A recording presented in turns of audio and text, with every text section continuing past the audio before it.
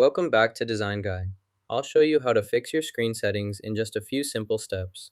If we want to reset the screen settings in iPad, then we will go to Settings and open our account here to access these options. After opening the account, we have to go to General Settings for more options.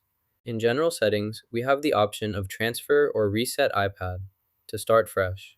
We will go to Reset for a fresh start. After going to Reset, we have the option of Reset Home Screen Layout to customize. We will click on it now. Now we'll reset to defaults, which will restore the original settings and layout, essentially giving your iPad mini a fresh start with its screen settings configuration. If we want to do it again to see how it is changing, we will go again and click on Reset Home Screen Layout for more changes. We can see that our whole layout is changed with new settings applied, giving us a fresh look and updated interface instantly now. Resetting your iPad mini screen is easy.